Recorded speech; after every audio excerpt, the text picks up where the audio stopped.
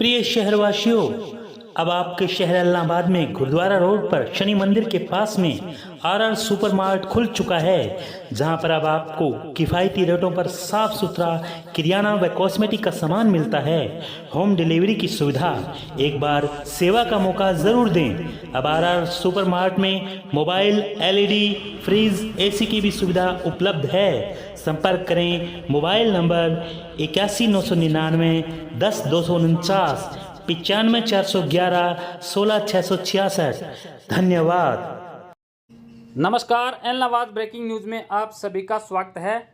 आज इलाहाबाद नगरपालिका व पुलिस प्रशासन द्वारा शहर में अतिक्रमण अभियान चलाया गया, जिसे देखकर शहर के दुकानदारों में हड़कंप मच गया और सभी दुकानदारों ने अपने दुकानों के आगे रखे सामान को आनन फानन में दुकानों के अंदर सामान को रखते हुए नजर आए। इसके साथ साथ कुछ दुकानदारों के आगे दुकान का सामान जब्त कर नगरपालिका कर्मचारियों ने अपने वाहन में रखा। आपको बता दें कि इलाहाबाद में नगरपालिका प्रशासन द्वारा समय समय पर अभियान निरंतर चलाया जाता है, लेकिन फिर भी दुकानदार सामान दुकान के आगे लगा लेते हैं, जिससे सारा दिन ट्रैफिक जाम रहता है। आज इस अभियान में थाना प्रभारी सुरेश कुमार अपनी टीम के साथ व ट्रैफिक इंचार्ज सुभाष चंद्र, नगरपालिका कर्मचारी उपस्थित थे। थाना प्रभारी सुरेश कुमार ने कहा कि यह अभियान रोड एंड क्लीन के तहत चलाया गया है। वह लगभग आज 20 दुकानों के चालान भी किए गए हैं। उन्होंने कहा कि हमारा यह अभियान निरंतर जारी रहेगा और उन्होंने दुकानदारों से आह्वान किया कि वह दुकान के आगे अपना सामान ना रखें, ताकि ट्रैफिक जाम के साथ साथ शहर साफ सुथरा व सुंदर दिखाई दे।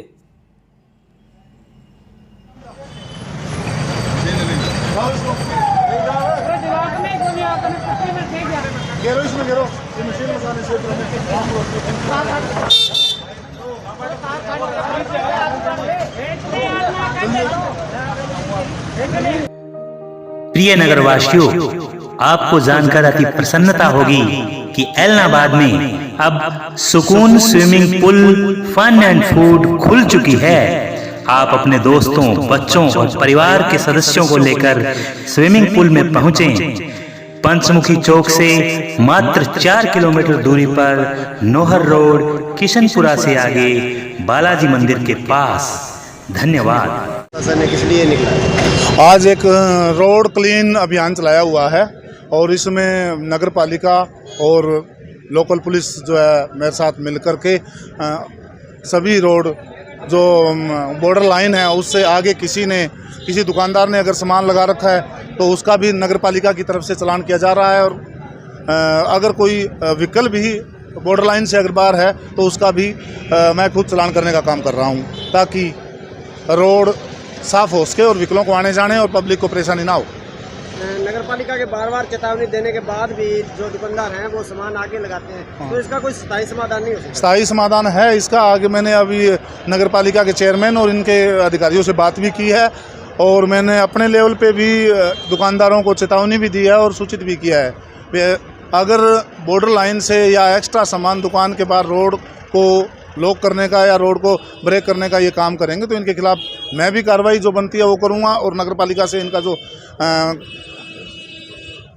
लोकल जो भी जितना भी चालान बनता है वो चालान कराने का काम करूँगा। अभियान निरंतर नहीं चलता, 1 महीने बाद या 2 महीने बाद ऐसे चलाया जाता है? नहीं, अब ये अभियान निरंतर चलाने का काम करेंगे ताकि रोड को साफ सुथरा और इलाहाबाद शहर को साफ सुथरा रखा जा सके। सर एक चीज़ है और हमारे पीछे भी आप देखिए, जैसे कंस्ट्रक्शन का काम चल रहा है यहाँ पर, तो वो भी रोड बहुत रोके रखते हैं, गलियाँ बहुत रोके, उनके लिए भी कोई कंस्ट्रक्शन के लिए भी जैसे अभी आपके साथ यही आप देख सकते हो, इसको भी बॉर्डर लाइन से अगर अंदर कोई काम कंस्ट्रक्शन करा रहा है तो वो, और ज़्यादातर इनको मतलब कि अगर इनका कोई सामान आ और जा रहा है तो दिन में इसकी कोई अनुमति नहीं है।